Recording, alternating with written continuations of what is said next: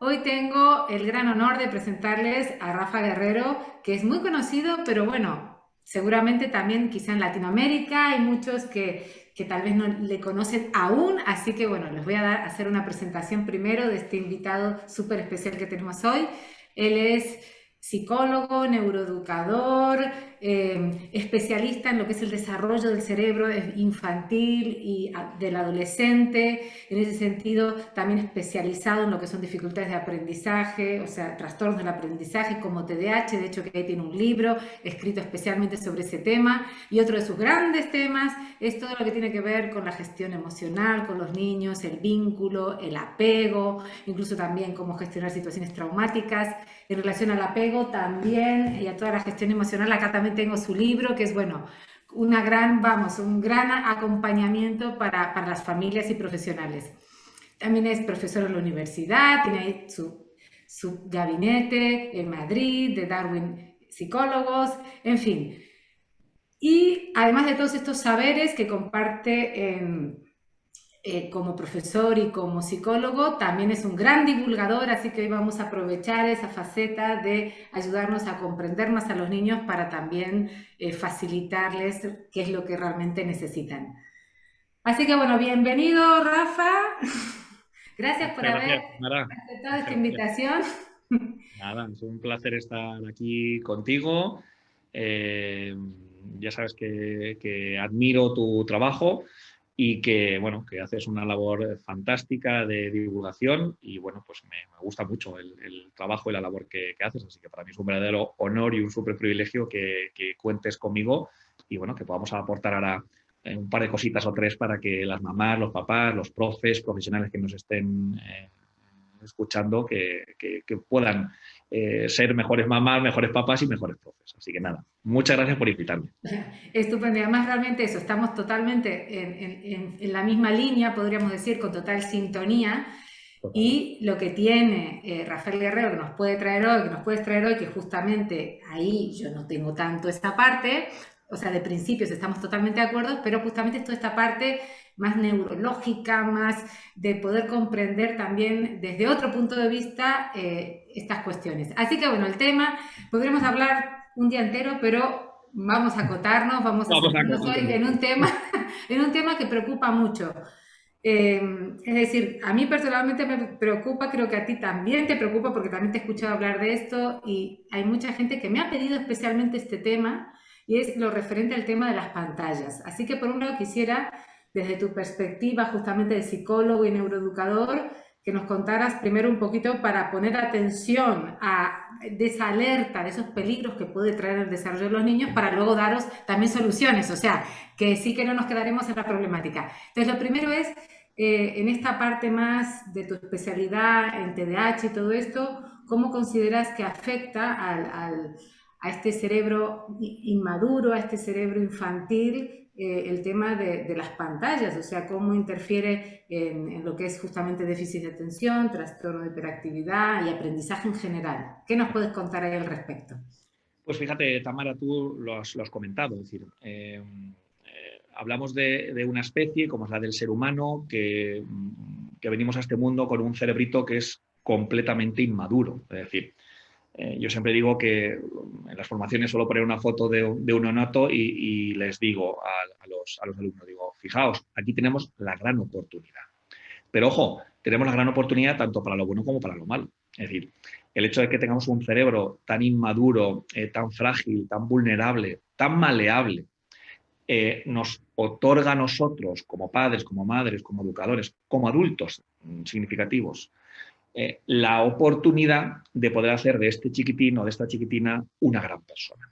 Es decir, que por concretar, la gasolina que necesita el cerebro es un adulto suficientemente sano, un adulto que sea capaz de cubrir necesidades del chiquitín, un adulto que sea capaz de poner normas y límites, un adulto que sea capaz de dar amor, que sea capaz de aportar todo su cariño, que sea capaz de gestionarle la vida a alguien que a día de hoy no se la puede gestionar, ¿no?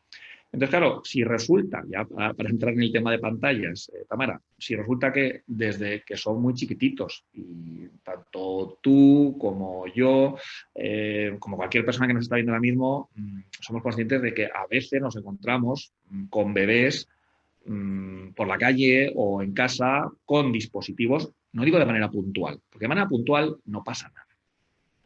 Pero si el día a día es utilizar dispositivos para que no se aburran, para que coman o para que estén entretenidos, ahí tenemos un problema. Entonces, los que educamos, Tamara, como bien sabes, somos nosotros. No es que esta aplicación es educativa, no, las aplicaciones no son educativas. No es que este videojuego es educativo, los videojuegos no son educativos. Los que educamos, los que, digamos, instauramos valores, somos las personas. Y donde hablo de las personas, en principio me refiero a los adultos, pero también los iguales, hablamos de niños muy chiquititos, tienen influencia. Cuando a los adolescentes, los iguales tienen muchísima influencia, ¿no? Entonces, ante ese cerebro tan maleable, tan influenciable, lo mejor que podemos hacer es poner a una persona, que no un dispositivo, y a una persona que tenga una capacidad de vincularse de una manera sana. Si resulta que hablamos de una persona que tiene un apego inseguro, pues no se va a relacionar de una manera sana con su hijo, con su alumno. Y si habitualmente le damos un dispositivo, lo que estamos haciendo es reforzar la zona inferior del cerebro, que es más impulsiva, que es más reactiva, y no estamos reforzando la zona del cerebro que se tiene que reforzar en un chiquitín, que es el cerebro superior, el neocórtex, sobre todo la corteza frontal, la que nos permite, como bien sabes, Tamara, concentrarnos, controlar impulsos, planificarnos, regularnos emocionalmente, etcétera, etcétera, ¿no? Claro, y por eso justamente ese impacto tan negativo, tanto a nivel cognitivo de aprendizaje como a nivel vincular, de gestionar las relaciones, de la conducta, los berrinches, o sea que podemos ver justamente cómo merma tanto las capacidades cognitivas como estas capacidades, eso, o sea, esa montaña rusa de a nivel emocional lo que tú dices, más berrinche, más conductas Claro, impulsivas. claro, inferiores, de cerebro Inferiores. inferior, Tamara, efectivamente. Es decir, Sí. el hecho de que nuestros niños, que los niños pequeños tengan berrinches, tengan rabietas, tengan momentos donde se sientan tristes o donde sientan miedo, eso es lo más natural y lo más normal del mundo. Me parece súper sano que nuestros niños se emocionen, que lloren, que se enfaden, que entren en rabieta y que sientan miedo hacia determinados estímulos o situaciones. Eso es lo más natural, lo más sano y quiere decir que estamos vivos, ¿no? Pero esa parte que es inferior, que es automática, que es inconsciente, requiere de un piso superior, que es el neocórtex.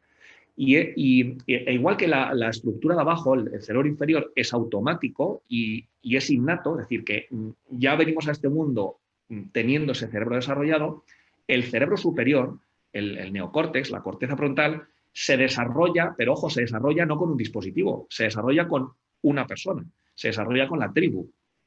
Entonces, tan importante es el cerebro inferior, que es el reactivo, como el cerebro superior. Y por eso es tan importante que hagamos, bueno, pues de ese pegamento cerebral entre el inferior y el superior. Porque para que haya un aprendizaje real, Tamara, como bien sabes, debemos ser capaces de activar el cerebro entero. Y para eso necesitamos ese concepto, ¿no?, que yo suelo utilizar de pegamento cerebral, que es unir las distintas zonas del cerebro para que tengamos un funcionamiento global, no solamente instintivo, reactivo y no pensante, sino globalizado. Y los dispositivos tecnológicos utilizados de manera frecuente lo que hacen es potenciar y reforzar lo instintivo, lo inconsciente, lo automático, lo no pensante. Y Claro, merman las funciones justamente esa superiores. escalerita, ese vínculo, ese pegamento, podríamos decir que son el antipegamento, o sea, todo lo contrario, lo que realmente Claro, interfiere en ese crecimiento, en esta madurez de este prefrontal, que además necesitará muchísimos años por delante, o sea, que es algo, ¿no?, que más bien hacia la adolescencia y más es que va a seguir, con lo cual, justamente si claro. pensamos en niños de la primera infancia, vemos que ahí poco hay, muy poquito, y entonces es justamente lo que tú dices, extremadamente frágil.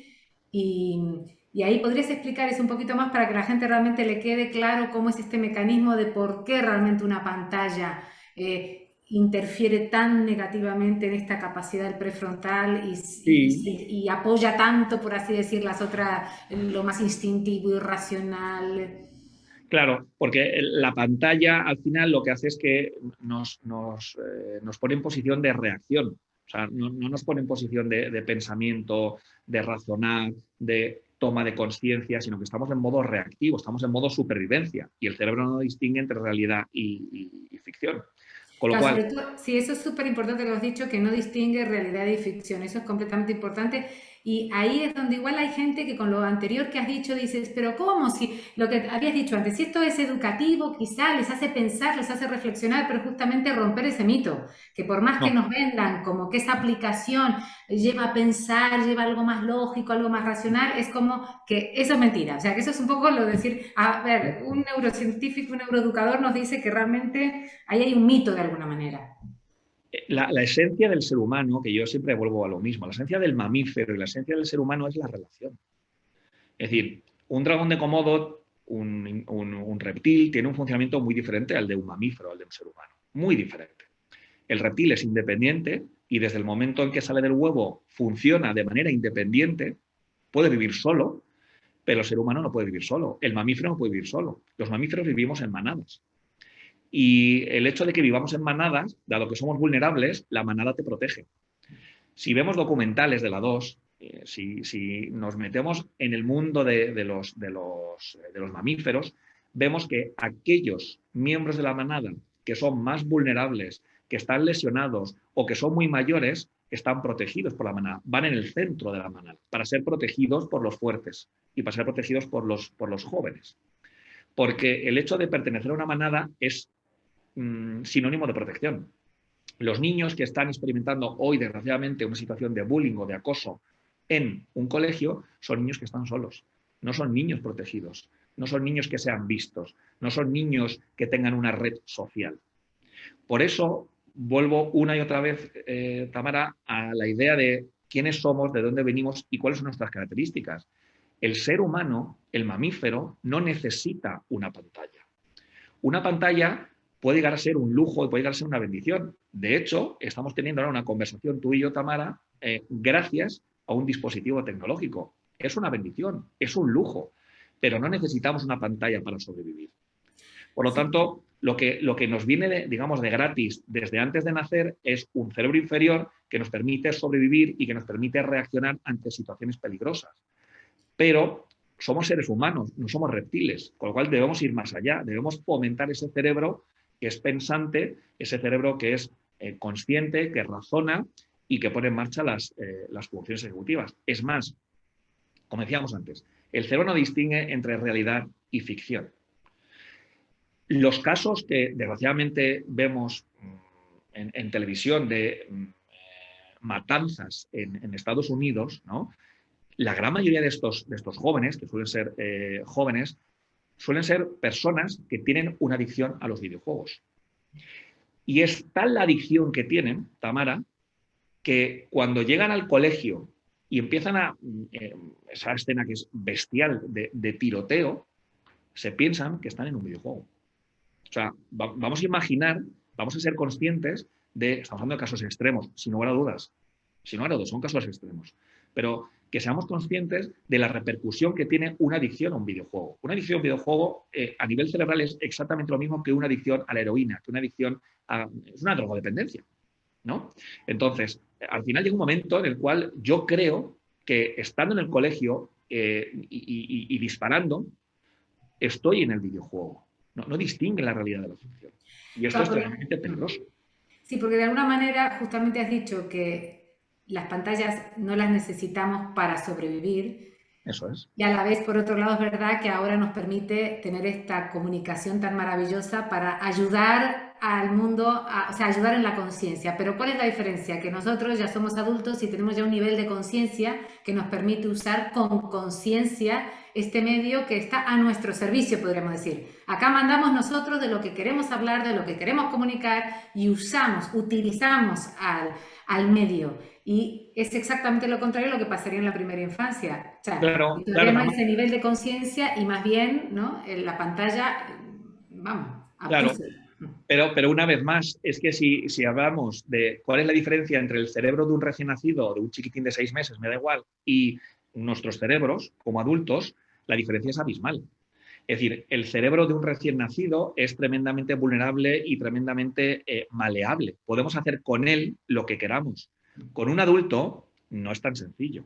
Es Claro, por decir, eso es lo de recalcar que no es que acá estemos demonizando las pantallas, sino que es no, ver que en un no, proceso de crecimiento y desarrollo realmente no es no necesario, es porque también necesario. eso va muy bien, que era Claro, otra de las cositas de cara a cómo gestionar esto con los niños, pero lo primero es como adultos, lo que tú bien dices, la diferencia entre qué es una necesidad y qué es un deseo. Entonces, lo primero, está muy bien que has dicho que efectivamente no es una necesidad que el no niño es mire necesario. pantallas, o sea, no va a ser más listo, más educativo, o sea, todas esas historias que venden es más, podría decir, más el tema comercial de Total, marketing que total. hay que una realidad Total. avalada por expertos que realmente saben de desarrollo infantil.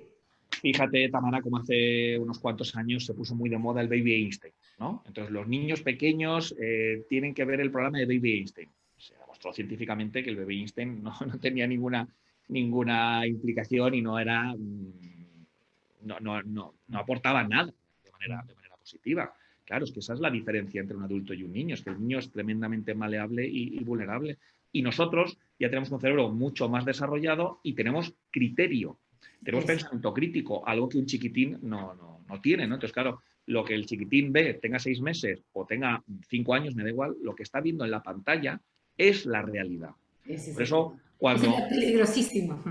claro, en el momento en que yo utilizo como niño de 5 años mucho el iPad, mucho el dispositivo, mucho el móvil, veo mucha televisión, en el momento en que estoy en la realidad y estoy yendo a hacer un viaje largo de 5 horas y me aburro, le digo a mi madre que pase la pantalla. Porque espero, ¿no? el poder pasar la pantalla o espero poder rebobinar o espero... Y eso no son funciones que podamos eh, llevar a cabo en la vida real. Con lo cual, puedo repetir que el dispositivo, Contraproducente para el desarrollo. claro, el dispositivo no es necesario ni para niños, ni para adolescentes, ni para adultos. Que es un lujo que tú y yo ahora mismo tenemos, es un lujo, pero no es necesario para la supervivencia.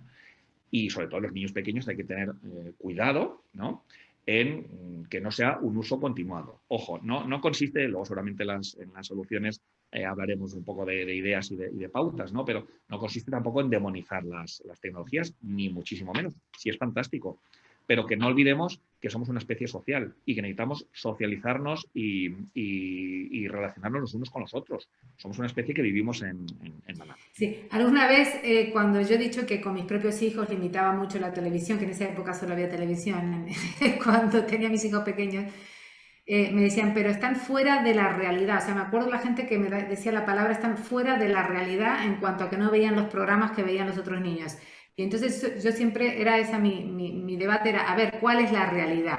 Yo lo que quiero es que mis hijos realmente estén en la realidad real, o sea, que vayan al parque y conecten con otros niños y que trepen a los árboles. Esa es la realidad que yo quiero para mis hijos. O sea, lo otro es efectivamente esa ficción que los Sí, propios adultos también se han hecho de que es más importante que tengan conversación sobre el videojuego a priorizar lo que realmente los niños necesitan para su desarrollo afectivo, mental, etcétera, etcétera. total. Entonces, bueno, si te parece, si quieres, podemos seguir un poco enlazando con estas problemáticas, pero también podemos ir entrando un poco a cómo gestionar, porque muchos padres me dicen, sí, ya estoy en el punto en que tengo conciencia, ya estoy en el punto en el que me doy cuenta que es importante, pero ya a esta altura estamos como metidos en un enredo, el niño ya conoce las pantallas, es diferente cuando uno lo ha hecho desde el vamos, por así decir, con mucha conciencia, entonces ya los niños tienen capacidad de juego, se entretienen solos, entonces bueno, como que ahí es más fácil gestionarlo a cuando ya estamos en una situación, lo que tú dices, que es una adicción, al fin y al cabo estamos ante un problema de adicción,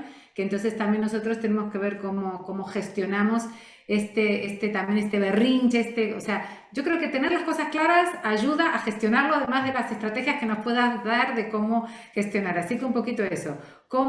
¿Qué les podría decir a estos padres que eso, que tienen a estos niños ya enganchados o semi enganchados? Pues a ver, Tamara, lo has comentado. Alguien que tiene una dependencia, que tiene una adicción, hablemos de adicción a los porros, hablemos de adicción al tabaco, hablamos de adicción a las compras, hablamos de adicción a Facebook, o hablamos de adicción a Instagram, o a los videojuegos, o a la serie de turno de Netflix, me da igual, bueno, pues tiene una relación de dependencia. Es decir, que cuando yo no estoy consumiendo la dependencia de la que estemos hablando, yo me siento vacío. Y como me siento vacío, tiendo a consumir, pero cuando se me pasa el efecto del consumo, me vuelvo a sentir vacío y entonces como me siento vacío, es decir, esto es un círculo vicioso, ¿no? Y salir de un círculo vicioso, pues a nadie le extraña que es tremendamente difícil. Es decir, hemos instaurado un hábito, en este caso un hábito que es no saludable, que es perjudicial, y ahora hay que salir de ahí.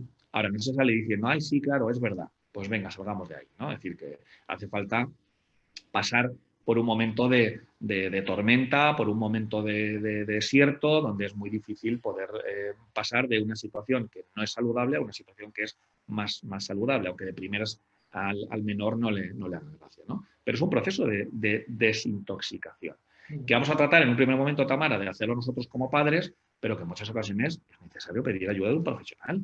Y un profesional no solamente es un psicólogo o un pediatra, es decir, es ayuda de alguien que sea experto en adicción a los dispositivos tecnológicos, ¿no? Sin lugar a dudas. Entonces, bueno, el problema es que como hay un concepto que es el de normalización digital, ¿no? Eso lo que quiere decir es que lo digital está normalizado, es lo frecuente, es lo habitual. Todos tenemos hoy en día un móvil, todos tenemos un ordenador, todos tenemos una pantalla, todos tenemos una televisión, al menos una, ¿no?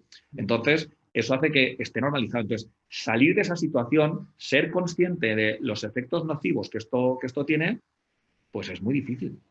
Ser consciente es muy difícil, pero ponerlo en marcha es muy difícil. Entonces, claro, yo le diría a mamá y a papá que, bueno, pues que en primer lugar, que tener las ideas claras es una buena parte de esa solución y que tenemos que empezar a gestionar todo esto bien. Es decir, que no vale tarifa plana, que no vale en cualquier momento la tablet, que hay que establecer, digamos, espacios, momentos, que está muy bien la tablet, que está muy bien los videojuegos, que está muy bien, bueno, hay que ver qué videojuegos, ¿no? Y habrá que ver qué contenido de Ya tablet. queda, sí. Claro, y a qué edad y todo. Pero bueno, que puede llegar a estar muy bien. Incluso hoy en día, como tú antes decías, ¿no? Que te decían los papás, puede ser una manera de socializar y puede ser una manera de ocio, de distracción y de desconexión con la realidad. Bien, y eso está fenomenal. Pero lo que no puede ser es una adicción, es decir, es una necesidad, ¿no? Que cuando quitamos el dispositivo, el videojuego al niño, rompe en rabieta y se pone tremendamente agresivo, ¿no? Que nos da Claro, de hecho, que ahí yo suelo decir que justamente esa es la alarma. Cuando me dicen, es que es difícil, es que cuando se lo saco la monta y digo, bueno, bien, vamos, o sea, esa ya es una señal de que hay un Claro. problema. Sí, Entonces, sí. justamente ahí me gustaría que pudieras hablar un poco de eso, de la diferencia también del berrinche, por así decir, del cerebro superior y del cerebro inferior, o sea, también saber distinguir entre necesidad, deseo y cómo también todo lo que tú planteas de cómo uno gestiona un berrinche, de validar las emociones, pero a la vez quedarse firme, es decir, un poquito Vale. pautas concretas para orientar en, vale, estoy en esto, ¿qué podría tener en cuenta? Porque es verdad que es saber que el niño es una realidad, que se va a enfadar, o sea, que va a venir toda la amígdala y todo lo de abajo va a estar a tope, enfado, rabia, entonces ver justamente cómo es Claro. un poquito de conciencia para abordar esos momentos. Eso es, eso es. Bueno, pues como dicen las compañeras de disciplina positiva, esto es amabilidad y firmeza. O Daniel Siegel lo llama conectar y redirigir, ¿no? Bueno, pues consiste en que mamá y papá, los profes, tenemos que tener muy claras las ideas y consiste en ponerlas en marcha, pero no de una manera conductista radical, ni de una manera con premios y castigos, sino de una manera respetuosa, teniendo en cuenta, bueno, pues haciendo, digamos, el proceso empático de meternos en la cabecita de nuestros hijos y entender que si habitualmente juega mucho a los videojuegos, que cuando yo le diga, mira, vamos a cambiar la manera de gestionar todo esto, vamos a decir, bueno, claro, mamá, es verdad, tienes toda razón, muchísimas gracias porque sé que estás pensando mucho en mí y todo va a ser por mi bien, voy a dejar de jugar. No, no, no, es que a nivel o sea, se va a poner histérico, va a entrar en rabieta y hasta incluso se va a poner agresivo y no va a poder insultar y hasta incluso dar un puñetazo, porque es que su cerebro necesita de esa droga. Es que si comparamos el cerebro de una persona que tiene una adicción a una droga con una persona que tiene una adicción al videojuego, el cerebro es exactamente el mismo. Están reforzados los circuitos del placer.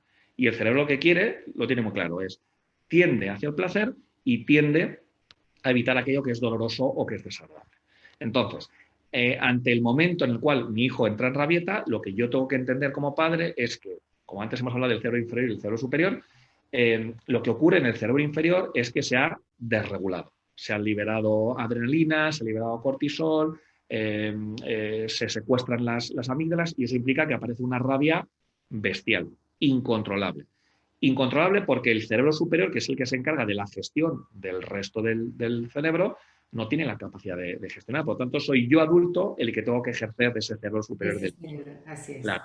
Entonces, soy lo que tengo que darle calma, el que tengo que ser riguroso, que no rígido, tengo que ser riguroso con la norma que he puesto en marcha y entender que lo que me está diciendo mi hijo, que lo que está actuando mi hijo, que no me gusta nada y me parece muy desagradable, realmente no es mi hijo, es la adicción la que está hablando con él. Es la cantidad de horas que pasa viendo la tele, la cantidad de horas que pasa jugando a determinados juegos en el móvil, la que está hablando por él.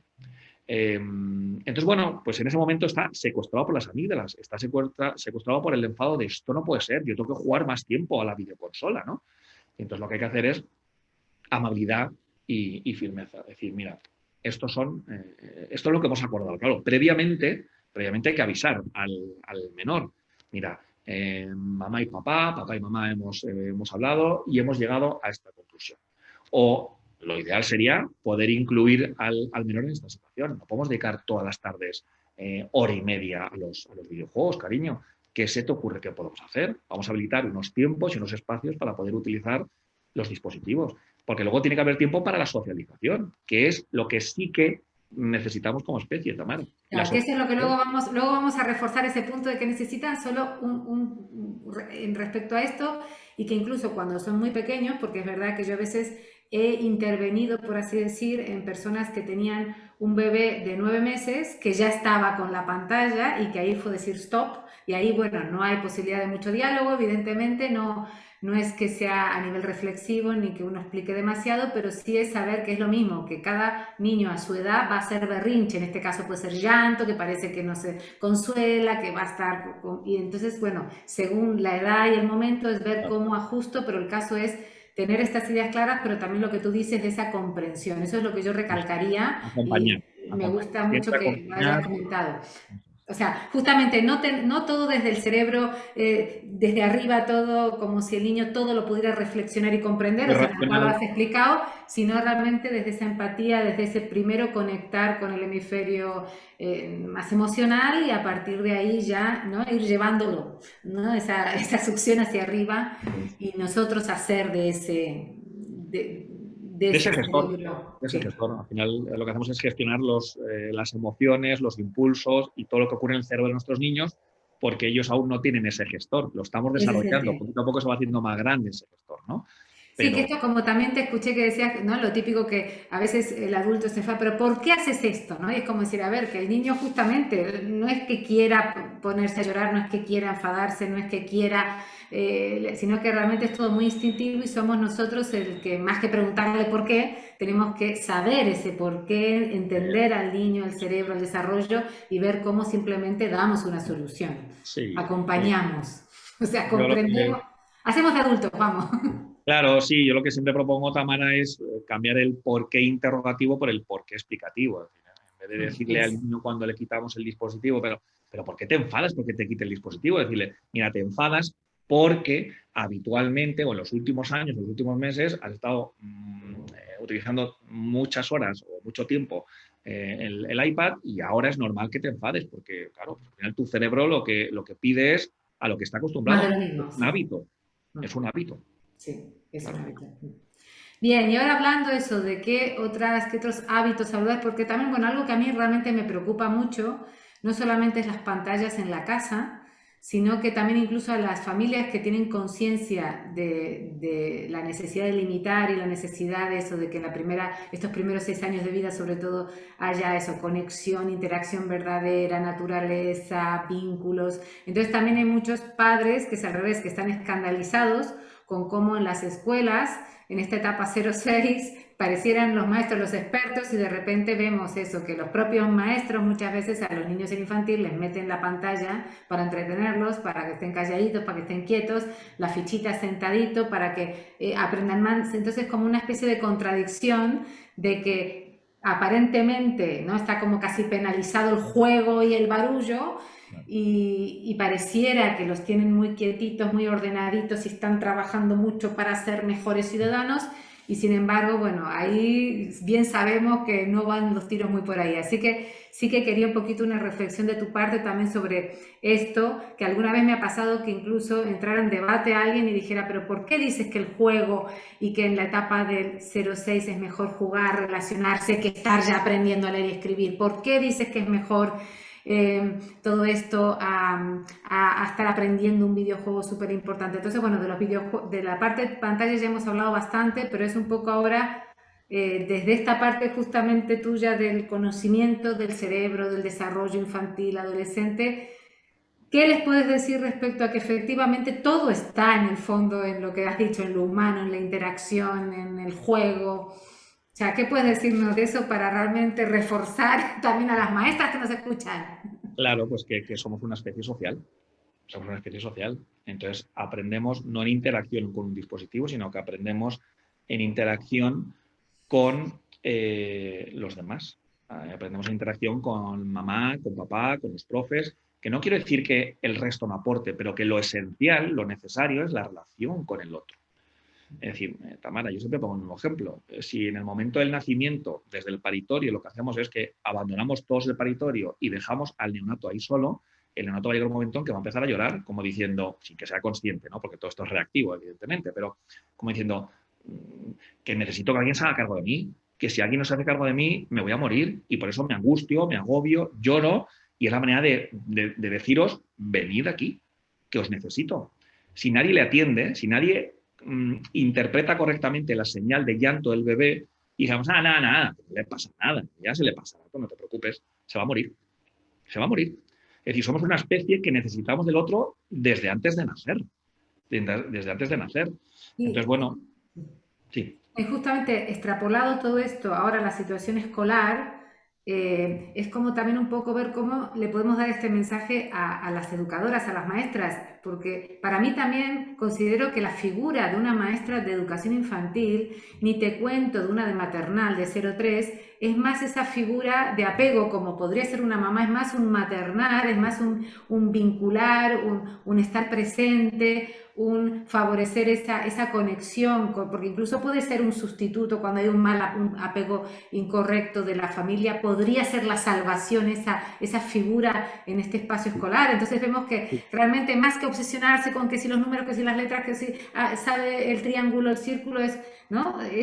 ¿Cómo, Total. o sea, ¿qué le podemos decir a las maestras respecto a que realmente su propio rol tiene que ver también con esta figura de apego y apoyar la interrelación no solo con ellas, sino también entre los niños, que para eso también hay que tener un espacio adecuado? Si están sentaditos frente a la tele o sentaditos con las fichas, difícil espacio de interacción. Entonces, ¿qué nos puedes decir respecto a Yo esto? a las profes de infantil siempre se los digo, que son fundamentales, fundamentales, sobre todo son fundamentales en ese 40-45% de los niños que tienen un apego inseguro. Es decir, aquellos niños que tienen la gran suerte de tener unos papás que están disponibles, que están accesibles, que sintonizan con sus emociones y que son responsivos, las 4 fases de las que hablo habitualmente, es decir, que desarrollan un apego seguro, bueno, pues la figura de la profe va a complementar lo que yo ya estoy viviendo en casa.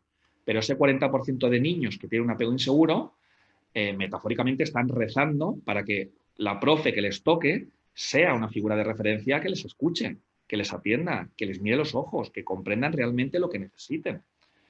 Entonces, las profes de infantil sois fundamentales. Los adultos somos fundamentales, pero la etapa infantil, que es donde el cerebro es más inmaduro y es más frágil, necesitamos de alguien que sea capaz con una suficiente consistencia y con una buena capacidad de liderazgo y de poder ser empático y poder cubrir esas necesidades. El problema está, Tamara, en que en muchas ocasiones estamos delegando necesidades que son de adultos en los dispositivos tecnológicos. Y la necesidad que tiene el ser humano, la necesidad que tienen los niños en la etapa infantil es de percibir los 5 sentidos, de la parte motriz, que esto es lo que Piaget denominó el periodo sensorio-motor, y luego la socialización, el juego, el conflicto, y que haya adultos que acompañen y que ayuden a la resolución de este conflicto. Lo que pasa es que, claro, que el dispositivo, la tecnología en infantil, a nivel, digamos, a nivel de colegio, vende mucho, ¿no? Decir que en nuestro colegio desde los 2 años ya utilizan iPad, pues es algo que a las mamás y a los papás generalmente les mola mucho, ¿no? Fíjate, qué moderno es este colegio, qué tecnológico que es. Ya vendrán los iPads, ya vendrán los ordenadores, si no hay prisa, si tenemos muchos años para aprender todo esto, ¿no? Y además son muy Podríamos, fáciles de aprender. Podríamos decir que en un aula infantil, más que grandes pantallas, más que innovación y gasto económico en cuanto a todos estos dispositivos, habría que invertir más en el desarrollo, en el crecimiento personal de de las maestras, quizá para tener justamente más herramientas de gestión emocional, para gestionar los conflictos entre los niños, todo esto que dices de conocer los diferentes apegos, qué es lo que se necesita, o sea, realmente diría que más que saber cómo introducir el círculo y el triángulo, sería estas herramientas básicas de gestión emocional para poder interactuar de forma adecuada y que los niños interactúen de forma adecuada, para que no haya ese niño con bullying solito en el Claro. pasillo, ni otros que, en fin. Habilidades, Tamara, socioemocionales y el desarrollo de las funciones ejecutivas. Eso sería para mí lo fundamental en la etapa de infantil. Y claro, como dice mi buen amigo Antonio Chamorro, ¿por qué no exigimos el C2 en inteligencia emocional? Porque si ahora estamos con el C2 en inglés, con el B1 en francés, fenomenal, pues sí está muy bien, pero todos los neocórtex. Pero, ¿y qué ocurre con el C2 en inteligencia emocional? ¿Por qué no exigimos que nuestros niños alcancen un C2 en inteligencia emocional, que es uno de los factores de protección más potentes que pueden tener? ¿Por qué no lo Y que alcanzan? para eso habría que exigir, por así decir, a los educadores que tengan ese, Claro. que se saquen primero. Por eso digo que en la propia formación es como, y si no, en la formación continua, porque evidentemente no siempre en las universidades se da lo que, bueno, que he visto que tú has sido profesor en la Universidad de Educación, pero ya no eres, no estaría mal que siguieras, que pudieras seguir siendo, pero bueno, esperemos que haya quedado buena gente allí para justamente ver, y si no, bueno, cómo siempre en formación continua este mensaje hacia los educadores de que en el fondo es eso, es tener esta gestión primero en las propias emociones, porque entiendo que para poder también, esto que dices de empatizar, de poder, o sea, los primeros que tenemos que controlar nuestras emociones somos nosotros, que es como si fuera, porque es a través de mí que va a poder el niño. Entonces, bueno, lo que está claro es que esa es una gran asignatura pendiente y que ahí, bueno, yo también a todos los oyentes les recomiendo mucho eso, que tienes ahí tu programa de YouTube, donde tienes podcasts, ¿no? Excelentes, sobre todo el tema emocional. O sea, en ese sentido también les digo a todos que esa es una gran especialidad en la que nos puede acompañar Rafa Guerrero en toda esa parte justamente de esa gran herramienta que todos necesitamos de gestión, de manejo de la gestión de nuestras propias emociones para luego gestionar con los niños. O sea, él, vamos, tiene muchos... Rafa, tienes muchos de esos podcasts sobre todo este tema de cómo gestionar las emociones con los niños, así que recomiendo mucho eso. Está todo, también mis oyentes, que a veces yo doy herramientas más puntuales, más concretas, pero es verdad que este paquete de la educación emocional, ahí tú puedes, o sea, me encantaría que profundizaran más en todo lo que aportas, porque efectivamente considero que es una asignatura, vamos, fundamental para mamás, Sí. papás, educadores, todos. Sí, bueno, yo llevo, no llevo mucho tiempo en redes sociales, pero bueno, en Instagram estoy en Rafa Guerrero Darwin, que Darwin no es mi segundo apellido, como se piensa mucho, sino que es el El nombre gabinete. del centro que dirijo aquí en Madrid. Y luego, bueno, pues saqué adelante hace 4 o 5 meses el podcast, se llama el Podcast de Rafa Guerrero, que bueno, la verdad que tengo la gran suerte de estar entre los 200 podcasts más escuchados de España. Y bueno, donde hablamos, como comentas, Tamara, pues de aspectos tanto de emociones.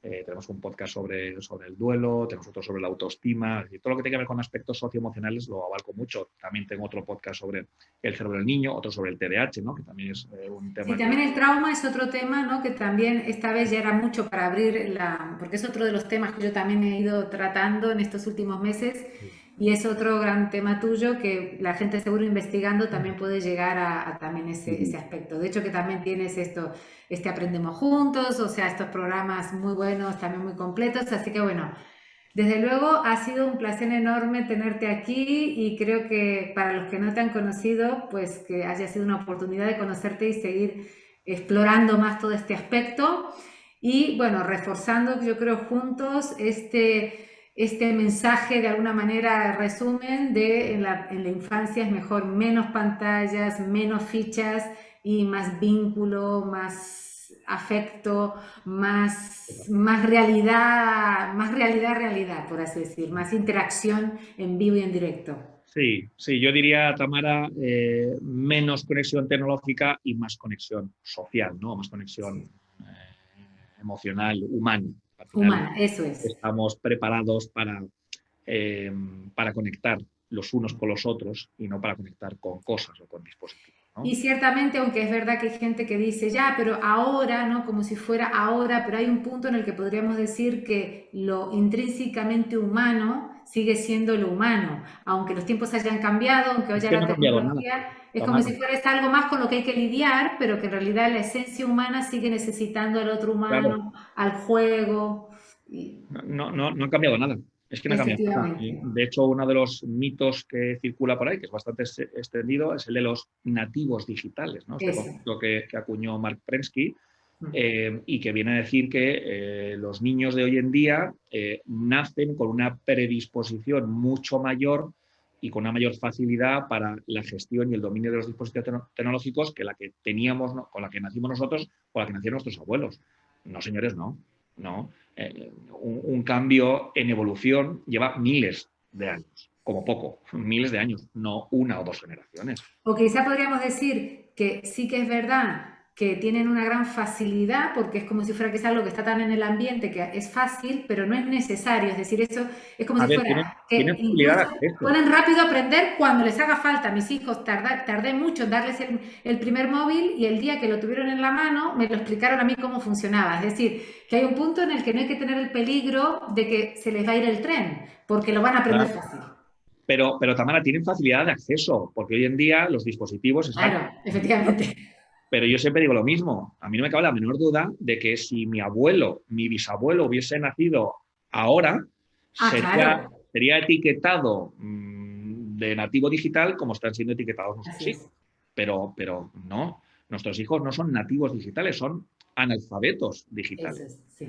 Otra cosa es que el dispositivo sea muy intuitivo, sea muy sencillo, claro. Y dices, no, hombre, pero es que mi hijo me lo explica a mí, claro. Tu hijo que tiene 5 años, o que tiene 7 años, o que tiene 10 años, te lo explica a ti que tú tienes 30, 35, 40, 45 años. Claro, es que el desarrollo cerebral no es el mismo, como decíamos antes, para lo bueno y para lo malo. Entonces es mucho más sencillo para explicarlo a un niño que para nosotros. Como para un niño es mucho más sencillo aprender un nuevo idioma que para nosotros. Claro, pero no confundamos, los niños no son nativos digitales. Esta generación no es de nativos digitales, son analfabetos digitales, como lo somos nosotros. Lo que pasa es que a ellos les resulta mucho más fácil aprender todo, y entre ellos los dispositivos tecnológicos. Bueno, muy bien esta matización para efectivamente romper mitos y saber eso, que el tren no se les va a perder porque así como nosotros hemos sido hiperanalfabetos, hemos aprendido perfectamente y más tarde todavía y sin problemas, así que no hay peligro. En cambio, sí hay peligros de que se pase el tren respecto a la madurez de Y a la aspectos de funciones socialización, la ejecutivas. conexión emocional, Eso es. y a Ahí todas sí se las áreas puede perder emocionales el tren. se tienen que aprender en la primera infancia, se tienen que aprender antes de los 6 años. Eso es. Y Antes si de los no, 6 años, sí. claro, y si no, Tamara, Hábitos. tenemos un montón de documentación científica que nos demuestra las consecuencias que tiene el no haber tenido estas primeras experiencias. Es decir, niños que se han desarrollado en orfanatos. Tenemos el caso de, por ejemplo, los niños salvajes.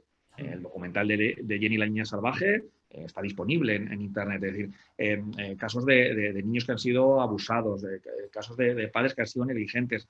Cuando estas habilidades socioemocionales no se desarrollan de una manera suficientemente buena, eso tiene consecuencias. Y hay aspectos que si pasado determinado tiempo no se han desarrollado, es muy difícil poder alcanzar un mínimo. Es muy difícil. Recomiendo el vídeo de Jenny la niña salvaje. Ah, pues Y se mira, ve lo perfectamente. apuntaremos. Una niña, Sí. claro, Es ver que así como hay factores como lo tecnológico, que cuanto más tarde mejor, o por así decir, no se van a perder el tren y en cambio pronto tiene un impacto negativo, es ver cuáles son aquellos factores, que es lo que estamos viendo, como todo lo que tiene que ver con este desarrollo emocional, este vínculo, esta madurez del cerebro a través de estas experiencias, que al revés, claro. si no se desarrollan en esta etapa, pues ahí sí que puede uno decir que no es que se pase el tren, pero se generan dificultades, tanto de aprendizaje como de conducta, como de comportamiento.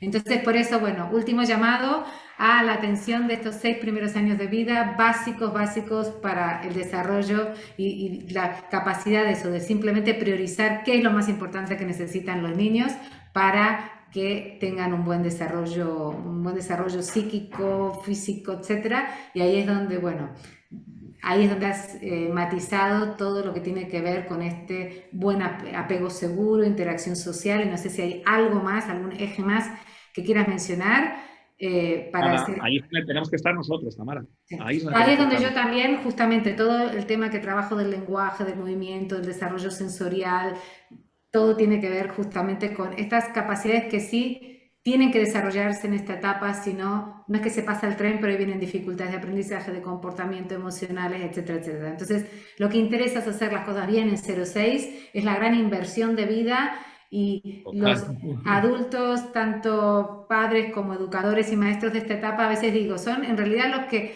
suelen estar como muy de segundas, los de maternal, sobre todo los de 0-3, cuando en realidad deberían ser los mejores pagos, o sea, más que los profesores de universidad, porque son los que mayor impacto tienen sobre ese cerebro, sobre ese niño en su futuro.